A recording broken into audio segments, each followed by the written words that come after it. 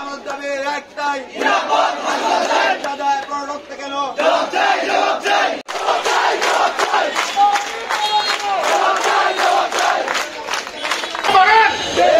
আমার ভাইয়ের উপর যারা আঘাত করেছে তাদেরকে ধরেন, তাহলে আমরা আর এই হাসপাতালে কাজ করবো না। প্রতিবাদ সমাবেশে সবাই সমবেত হয়েছেন। আমি দৃঢ় কণ্ঠে বলতে চাই, আমি শতভাগ আপনাদের সাথে একমত।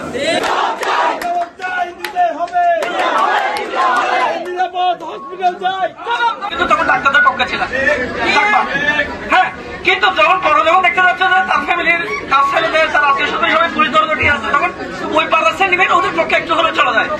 তাহলে আমরা সেই ক্ষেত্রে কিন্তু এখন আবার রিস্কে পড়ে গেছি। সুতরাং পুরো নিরাপত্তা না পেলে আমাদের কোনো কাজ করা সম্ভব না। কেমে যেতে পারে, কারণ এলাকার মানুষ তো হাজার হোক, আমরা তো বহিরাগত। সুতরাং সেই জন্য সেটাও চিন্তা আমাদের মাথায় আছে। আমাদের নিরাপত্তা নিশ্চিত না হওয়া পর্যন্ত আমাদের হসপিটাল মানে ইমার্জেন্সি ছাড়া সবকিছু বন্ধ থাকবে। মামলাটা শুনেন, মামলা আমাদের হাসপাতাল পক্ষ থেকে আমি নিজে গিয়েছিলাম, ওসির সাথে আলাপ করেছি। বোঝে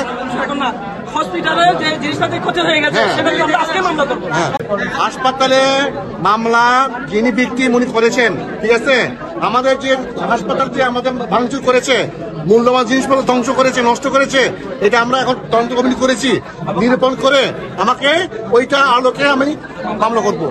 আমাকে মামলা করতে এমন ভাবে মামলা করতে হবে যাতে এটা কি যথাযথ হয়। উল্টাপাল্টা করলে মামলা টিকবে না। কোনো ডাক্তারই কখনো তার রুগীর চায় না যে তার রুগী মারা যাক, আর যে ডাক্তার চায় যে রুগী মারা যাক সে ডাক্তার নয়। এখন এই কথাটা আপনাদের বুঝতে হবে, সাধারণ জনগণ যারা আছেন আপনাদের বুঝতে হবে যে কোনো ডাক্তারই চায় না তার রুগী তার হাতে মারা যাক। আমরা দেখলাম সিসিউ চারতলা থেকে একটা লোককে ননস্টপ মারতে মারতে নিচে ইমার্জেন্সি পর্যন্ত নিয়ে আসা হয়। আমার সাধারণ জনগণ কোথায়? আমার হসপিটালে কর্মরত যেসব ভাইয়েরা আছেন, আপুরা আছেন, আপনারা তখন কোথায় ছিলেন? একটা মানুষ ছিল না যে আমার, ওনারা সর্বোচ্চ 20 জন ছিল, 30 জন ছিল। আমার মনে হয় আমরা হসপিটালে সর্বোচ্চ 300 জন মতো ছিলাম। আমরা 300 জনের মতো 200 জন যদি এসে ওনাকে প্রটেস্ট করতাম, আমার মনে হয় না কোনো দুর্বৃত্ত এখানে থাকতে পারত। আর নেক্সট কেউ কক্সবাজারের হোক, যে কোনো বাংলাদেশের হোক, কেউ কারো গায়ের ওপর সেভাবে হামলা করার জন্য 10 বার চিন্তা ভাবনা করে দেখে।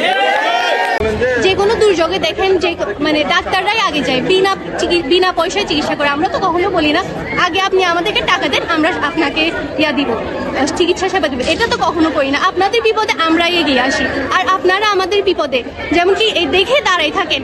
ওই সিসিউর বাইরে আশেপাশে পুরো হসপিটালে এতগুলো মানুষ ছিল, কেউ একজন এই ডাক্তারটাকে বাঁচাইতে আসে নাই। আমাদের মূল দাবি হচ্ছে আমরা একটা নিরাপদ কর্মস্থল চাচ্ছি। যেমন আমরা হচ্ছে মেডিকেল স্টুডেন্ট, এমন না যে আমরা এখন ডাক্তার হয়ে গিয়েছি। এখানে আমরা ওয়ার্ড ক্লাস করতে আসি। এখন আপনারা চিন্তা করেন, আমরা এখানে নিরাপদ না, আমরা কাউকে কিভাবে সেবা দিব? আজকে যার উপর হাত তোলা হয়েছে উনি কিন্তু একজন দক্ষ ডাক্তার।